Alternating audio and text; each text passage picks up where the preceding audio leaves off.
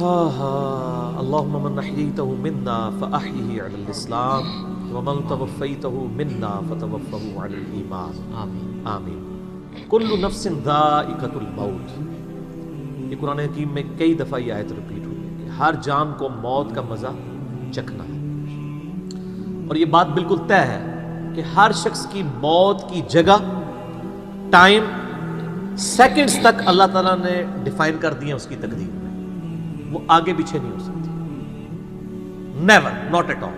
اور یہ جو بخاری مسلم میں آیا نا کہ جو شخص چاہتا ہے کہ اس کی عمر دراز کر دی جائے، اس کے رزق میں فراوانی ہو، وہ اپنے رشتہ داروں کے ساتھ حسن سلوک کرے، تو یہ بھی تقدیر میں لکھا ہوا ہوگا کہ اس کی عمر ہے 60 سال، لیکن یہ اپنے رشتہ داروں کے ساتھ حسن سلوک کرے گا، اللہ تعالیٰ اس کی عمر 70 سال کر دے گا، وہ بھی لکھا ہوگا، وہ 70 ہی ڈیفائن ہوئی ہے، وہ 60 کا 70 بننے کے بعد جو 70 ہے وہ اللہ تعالیٰ نے لکھا ہوا ہے، ٹھیک ہو گیا جی؟ تو یہ اللہ تعالیٰ کے یعنی فیصلے ہیں۔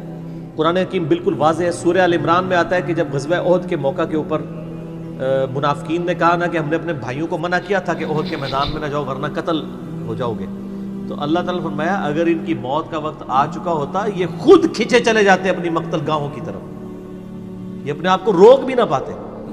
پھر سورہ نساء میں آیا کہ تم اپنے آپ کو مضبوط قلعوں میں بھی بند کر لو نا، موت تمہیں وہاں پہ بھی آ کے جائے گی، وہ موت کو آپ ٹال نہیں سکتے، ایک لمحہ نہ آگے ہوگی نہ پیچھے۔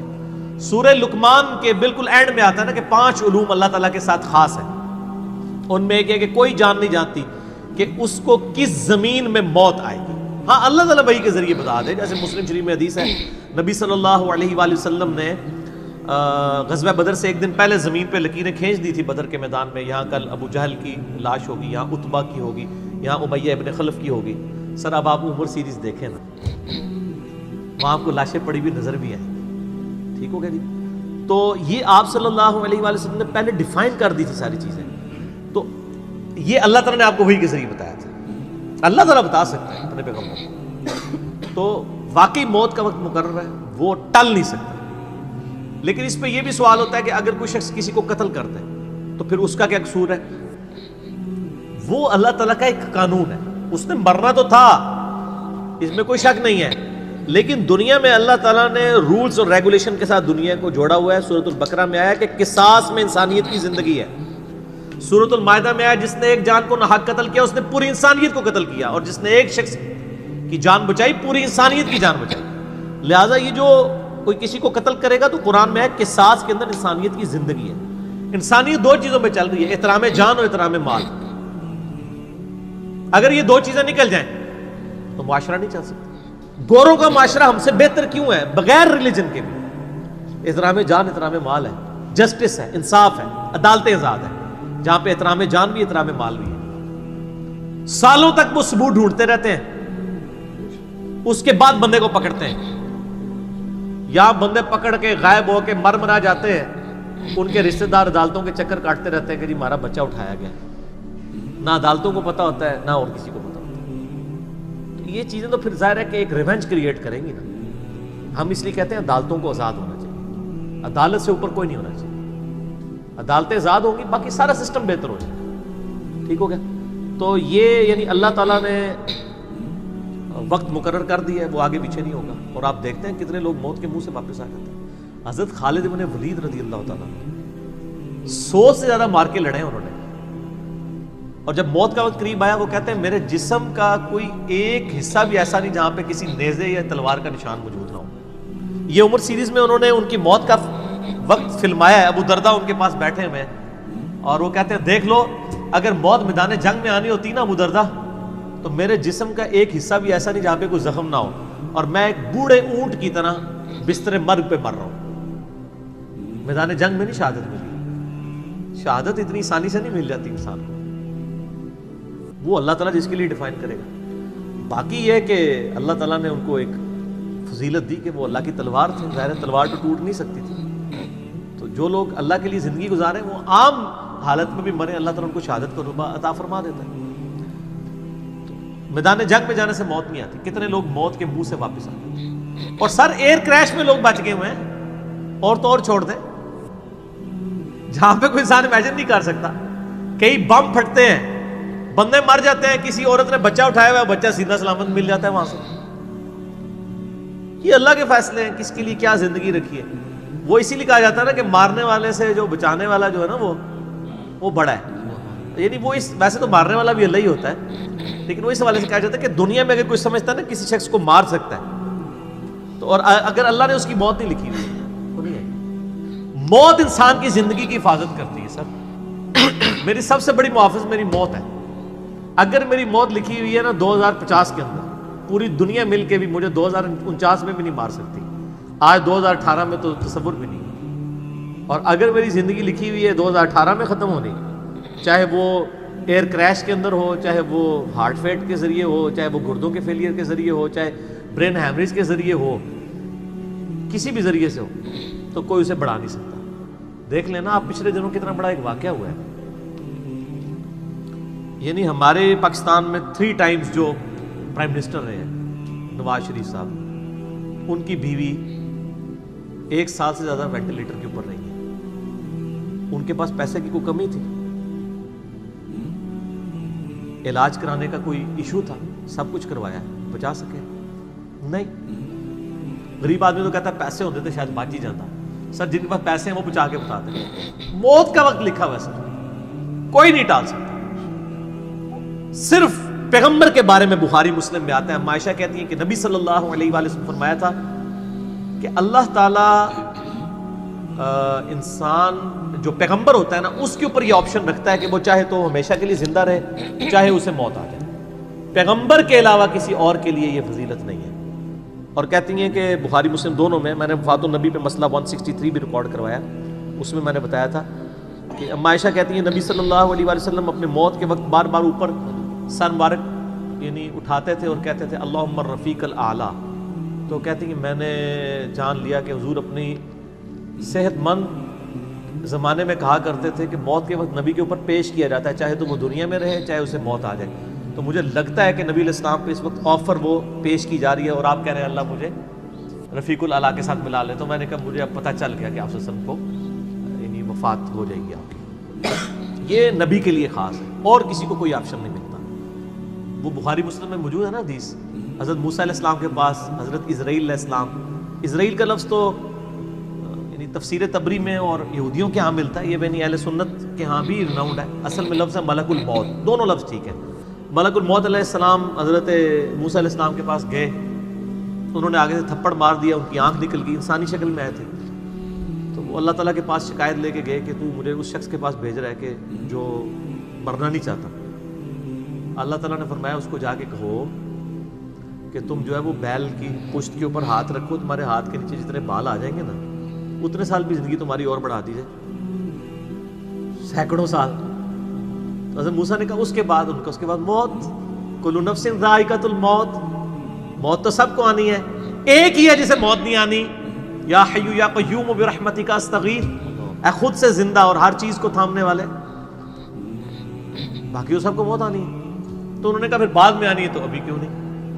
موت نہیں کوئی ٹال سکتا سر, ورنہ پیغمبروں کے لیے ٹل جاتی. وہ پیغمبروں کو جو آفر بھی لگائی گئی ہے وہ یہ نہیں ہے کہ ہمیشہ زندہ رہیں گے, نہیں, قیامت تک. قیامت میں تو سب کو موت آ ہی جانی ہے, ٹھیک ہے. اور پھر ایک وہ وقت بھی ہوگا جب اللہ تعالیٰ پوچھے گا لمن الملک اليوم, تو کوئی جواب دینے والا نہیں ہوگا, سب کو موت آ چکی ہوگی. سارے فرشتے, جنات, انسان, مخلوقات, اللہ خود ہی جواب دے گا للہ الواحد القہار. سورہ المومن میں آتا ہے آج کے دن اس واحد قہار کی حکومت ہے. پھر اللہ تعالیٰ پوچھے گا کہاں ہے آج وہ جابر حکمران, بڑے بڑے بادشاہ کدھر ہیں؟ تو اللہ کے لیے کوئی مسئلہ ہے کسی کو یعنی پلک جھپکنے میں مسل دینا؟ تو موت اللہ تعالیٰ نے ڈیفائن کی. اور موت کیا, آپ کو جو تکلیفیں پہنچتی ہیں سر وہ بھی ڈیفائنڈ ہے قرآن میں. وَلَنَبْلُوَنَّكُمْ بِشَيْءٍ مِّنَ الْخَوْفِ وَالْجُوعِ وَالنَّقْصِ مِّنَ الْأَمْوَالِ وَالْأَنفُسِ وَالثَّمَرَاتِ, ہم ضرور تمہیں آزمائیں گے تھوڑے سے خوف سے, بھوک سے, جان اور مال میں نقصان سے. پھر چیک کریں گے کون ہے صبر کرنے والا, اور جو صبر کرنے والا ہے اذا اصابتهم مصیبۃ قالوا انا للہ وانا الیہ راجعون. تو پھر ان لوگوں کے ساتھ اللہ تعالیٰ ہوتا ہے جو کہتے ہیں ہم بھی اللہ کی طرف سے آئے تھے, اللہ کی طرف چلے جائیں گے, یہ تکلیف بھی آئی تھی الٹیمیٹلی تو چلی جائے گی نا. ان اللہ مع الصابرین, اللہ تعالیٰ صبر کرنے والوں کے ساتھ ہے.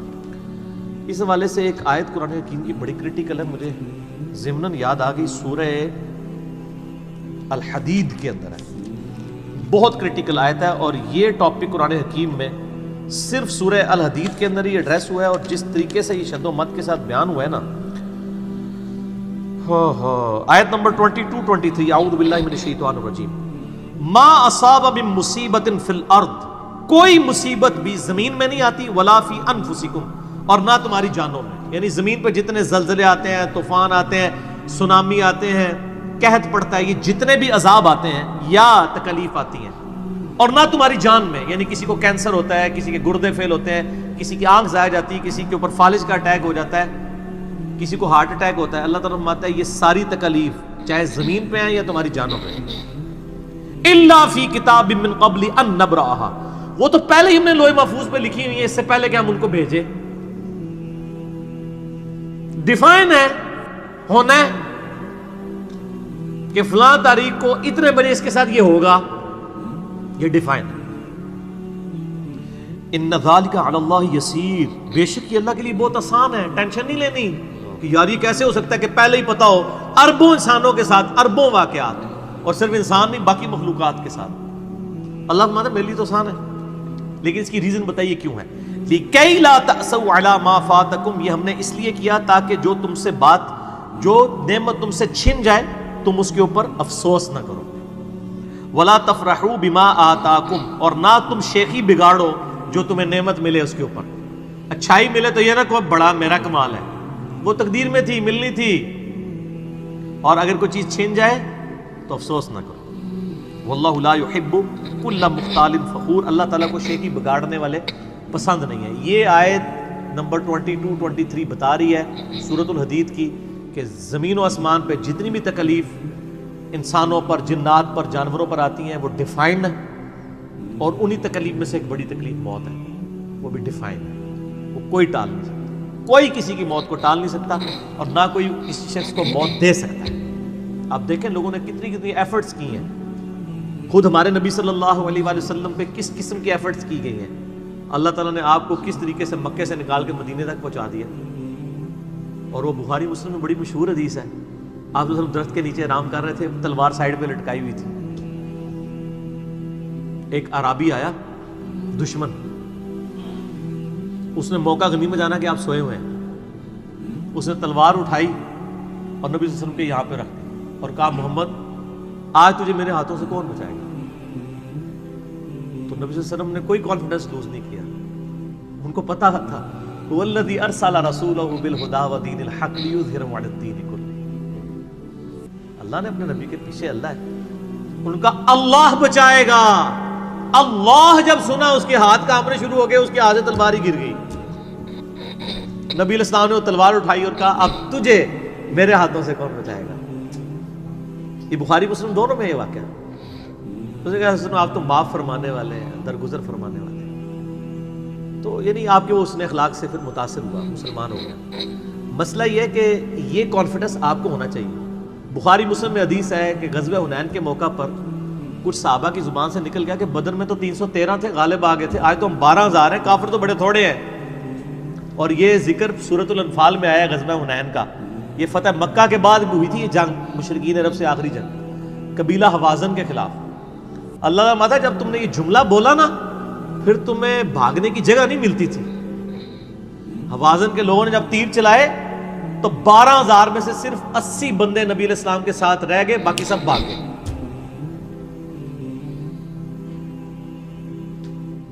اور صحابہ کہتے ہیں، بخاری مسلم کے الفاظ ہیں، میں نے حضور کی معجزات والا جو لیکچر دیا ہے مسئلہ 131 اس میں بتایا کہ نبی علیہ السلام اکیلے آگے جا رہے ہیں، انا النبی لا کذب انا ابن عبد المطلب، میں نبی ہوں اس میں کوئی شک نہیں ہے، اور میں عبد المطلب کا بیٹا ہوں۔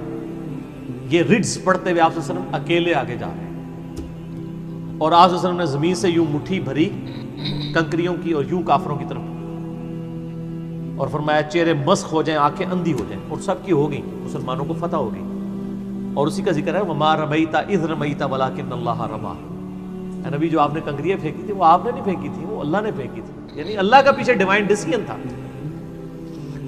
تو کافروں کے خلاف فتح ہو گئی مسلمان، یعنی نبی علیہ السلام کا کانفیڈنس لیول یہ تھا کہ اکیلے جا رہے ہیں، یہ نہیں دیکھ رہے کہ ہزاروں لوگ میرا ساتھ چھوڑ گئے ہیں، اکیلے فرنٹ سے لیڈ کر رہے ہیں. تو جن لوگوں کو یعنی اللہ پر یقین ہوتا ہے نا ان کی یہی حالت ہوتی ہے، اور یہی صحابہ کرام کا یعنی یقین کامل تھا. اس لیے آپ دیکھیں نا، آپ عمر سیریز میں دیکھیں گے حضرت خالد ابن ولید جنگ یمامہ میں جب مسلمانوں کو شکست ہونے لگتی ہے اکیلے آگے جاتے ہیں. جنگ یرموک میں بھی ایسے ہی کرتے ہیں. تو جن کو اعتماد ہوتا ہے نا وہ پھر فرنٹ سے لیڈ کرتے ہیں کہ موت ٹال نہیں سکتی. موت کیا تکلیف بھی جو آپ کو پہنچنی ہے، اور سر اسی کے ساتھ آپ زندگی گزار سکتے ہیں. اس کے بغیر آپ زندگی نہیں گزار سکتے، کڑ کڑ کے مر جائیں گے. آپ کس چیز کو کیٹر فور کر سکتے ہیں؟ ہم یقین کریں صبح سکول بچوں کو بھیجتے ہیں تو دعائیں پڑھتے رہتے ہیں. کیا ہو سکتا ہے؟ ایکسیڈنٹ ہو سکتا ہے، وہاں پہ بچہ جھولے سے گر سکتا ہے، کسی کی ہڈی ٹوٹ سکتی ہے، کان پٹی پہ لگ جائے ڈیتھ ہو سکتی ہے. یار اتنی چیزوں کو کون کاؤنٹر فار کر سکتا ہے؟ اللہ. تو اللہ پہ توکل کریں، اور جب تکلیف آ جائے انا للہ و انا الیہ راجعون. صحیح مسلم میں حدیث ہے، نبی صلی اللہ علیہ وآلہ وسلم نے فرمایا جو شخص تکلیف کے وقت فوراً پڑھ لے انا للہ و انا الیہ راجعون اللہم اجرنی فی مصیبتی واخلف لی خیرا منہا، اللہ تعالیٰ اس کو اس کا بہتر نعم البدل عطا فرما دے گا. میرے یوٹیوب پہ کلپ بھی ہے اس دعا کے اوپر، مصیبت اور پریشانی کے حوالے سے یعنی بہتری کے لیے دعا، یہ کر کے لکھیں تو آپ کو کھل جائے گا. یہ آپ کو مشکات میں کتاب الجنائز چیپٹر میں پہلی جلد میں دعا مل جائے گی صحیح مسلم کے حوالے سے. ام سلمہ کہتی ہیں کہ جب میرا خامن فوت ہوا تو میں نے یہ فوراً دعا پڑھ لی، انا للہ و انا الیہ راجعون. ہم بھی اللہ کی طرف سے ہیں، اس کی طرف لوٹ کے جانے والے ہیں. اللہم اجرنی فی مصیبتی، اے اللہ مجھے اس مصیبت میں بہتر اجر عطا فرما، واخلف لی خیرا منہا، اور مجھے اس سے بہتر بدلہ عطا فرما دے. کہتی میں دل میں سوچ رہی تھی کہ اس سے بہتر مجھے خامد کیسے مل سکتا ہے؟ ابو سلمہ سے بہتر تو انسان حضور کے صحابہ میں بھی کوئی نہیں ہے. عدت گزاری تو نبی علیہ السلام نے رشتے کا پیغام بھیج دیا، ام المومنین بن گئی. اور ہماری وہ ماں ہے جو سب سے آخر میں فوت ہوئی ہیں، واقعہ کربلا کے بھی بعد فوت ہوئی ہیں، ام سلمہ. واقعہ کربلا ان کی زندگی میں ہوا ہے، ام سلمہ رضی اللہ تعالی عنہا. تو یہ دعا یاد کریں، انا للہ و انا الیہ راجعون. اتنا حصہ تو قرآن میں ہے، باقی صحیح مسلم میں اللہم اجرنی، اللہم اجرنی، یہ جھٹکے سے پڑھنا ہے. اللہم اجرنی فی مصیبتی واخلف لی خیرا منہا. تو باقی ہم تو دعائیں کر سکتے ہیں، باقی صبح شام کے اذکار ہیں، اللہ کی طرف رجوع لائیں. وہ اتنی چیزوں کی حفاظت کرنے والا ہے. باقی سب سے بڑی تو حفاظت یہ ہے جو سورہ غافر میں سورہ المومن میں آیا کہ اصل میں کامیاب وہ ہوا جو دوزخ کی آگ سے بچا لیا گیا. سر دنیا میں آپ کو کوئی کتنا عذاب دے لے گا، الٹیمیٹلی تو موت آ کے آپ کو آزاد کر دے گی. جب فرعون کے دربار میں وہ جو جادوگروں نے کلمہ پڑھ لیا تھا تو اس نے کہا تم نے میری اجازت کے بغیر پڑھ لیا، میں تمہیں تمہارے مخالف سمت کے ہاتھ پاؤں کٹوا کے تمہیں سولی پہ چڑھا دوں گا. تو انہوں نے کیا کہا تھا؟ انہوں نے کہا تو جو کچھ دے گا دنیا کی زندگی میں عذاب دے سکتا ہے نا، کوئی شخص کسی کے مرنے کے بعد تو اسے عذاب نہیں دے سکتا نا. وہ لاش تو وہ لاش ہی پڑی ہے نا، اصل چیز تو روح تھی نا. تو تیرا اختیار تو دنیا کی زندگی تک ہے. تو یہ کانفیڈنس لیول ہونا چاہیے کہ کوئی کسی شخص کو کتنی تکلیف دے لے گا، موت تو پھر بہرحال تکلیف سے آزادی کا ذریعہ بن جائے گی. اگر پھر اللہ کی مرضی کی زندگی گزاری ہے تو آزادی کا ذریعہ ہے. ورنہ اب تو کہتے ہیں کہ مر جائیں گے، مر کے بھی نہ چین پائے تو کدھر جائیں گے. تو سر یہ لوگ تو کہہ دیتے ہیں نا مر گئی تو جان چھٹی، نہ، مرنے تو بعد جان پھڑی گئی. چھٹی اس کی جس نے دنیا اللہ کی مرضی کی گزاری، جس نے دنیا اپنی مرضی کی گزاری تو اس کی جان تو پھر مرنے کے بعد اور پھنس گئی. ٹھیک ہو گیا جی. تو موت کا وقت مقرر ہے، کوئی نہیں ٹال سکتا.